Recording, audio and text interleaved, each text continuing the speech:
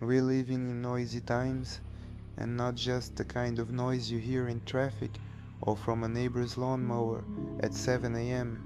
This is a deeper kind of noise, the digital, emotional, and mental kind that follows you from the moment you wake up to the moment your brain finally taps out. We've never been more connected, more visible, more on, and somehow we've also never felt so disconnected from ourselves. The age of spectacle, as Debord warned long before social media was even a thing, isn't just entertainment anymore. It is the fabric of our reality. Everything's a performance, everything's content, and every scroll is a transaction. What used to be occasional escapism has become a full-time lifestyle. And in that space, our obsession with the superficial, the loud, and the viral isn't just a quirky cultural flaw, it's a symptom of overstimulation. We are drowned in content, in comparison, in noise. Information overload isn't just an idea anymore, it's our default mode. There's always more to see, more to buy, more to fix, more to chase, and all of that more slowly eats away at our capacity for clarity and calm. Even the sharpest minds get pulled into hours of content that offers no real thought, no challenge, no substance, just routines, fake perfect lifestyles, or ultra smooth one-liners about manifesting your dreams. And sure, it's easy to roll our eyes, but modern life is emotionally exhausting. Anxiety is everywhere, uncertainty is constant. Relationships feel increasingly disposable, and most of us are bombarded by messages, ads, opinions, and updates before we even have coffee. In that chaos, sitting down to really think, to reflect, starts feeling like a luxury. Thinking takes time, energy, and courage because it forces us to sit with uncomfortable questions. Who has time for that when everything screams performance, speed, and instant results? So distraction becomes a kind of emotional anesthesia. Shallow content ironically does its job well. Historically, culture gave us structure, religion made suffering meaningful, politics gave shared direction, and science gave hope. But now, religion has scandals, politics feels like a circus, and science, as amazing as it is, gets drowned in noise, bureaucracy, or straight up misinformation. The symbolic world lost its weight, and in that vacuum, what's left is the hunt for stimulation. Not truth, not meaning, just sensation. Bauman nailed it with liquid modernity. Everything moves, nothing holds. The future feels like a threat, the past feels heavy, and the present is a storefront. Consumption stops being just about stuff and starts being existential.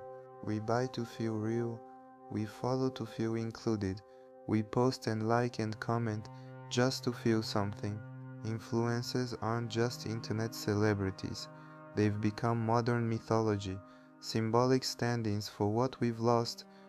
The girl with the aesthetically pleasing morning routine, the guy with the gym-sculpted body, the couple that never fights, they don't need to say anything profound.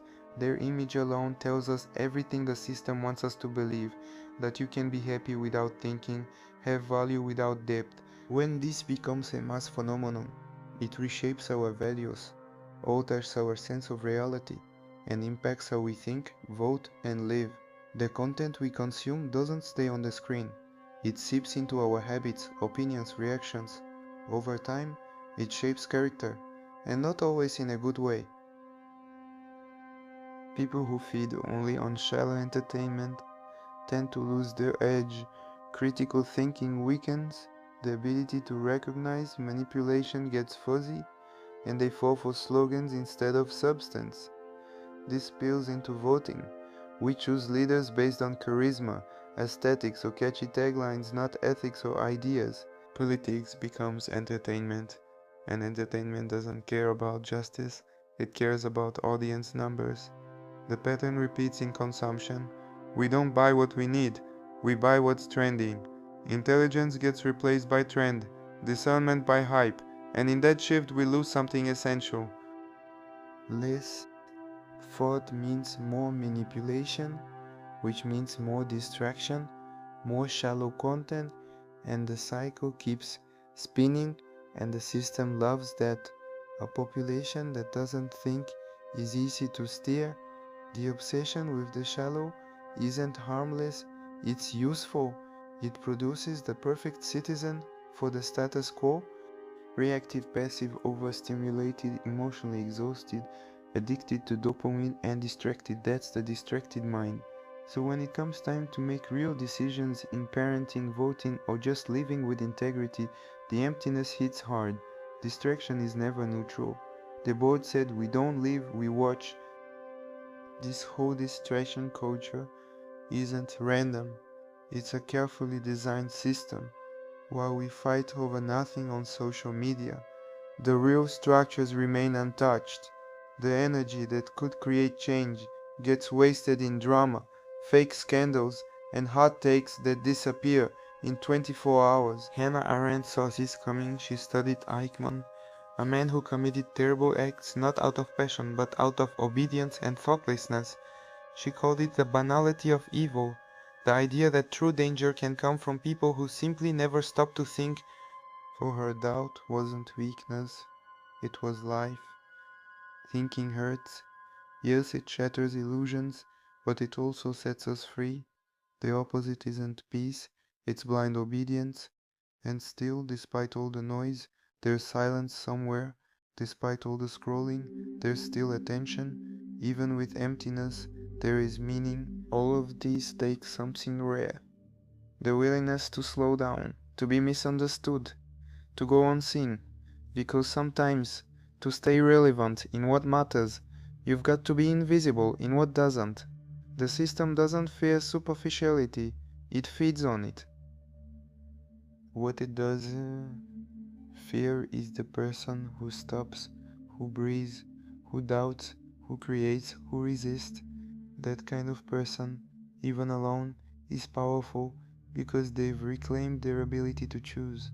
And in a world that rewards distraction, choosing depth is an act of rebellion. Thinking is political, choosing what matters, even when it doesn't shine, is resistance, because in the end, what saves you isn't what numbs you, it's what transforms you.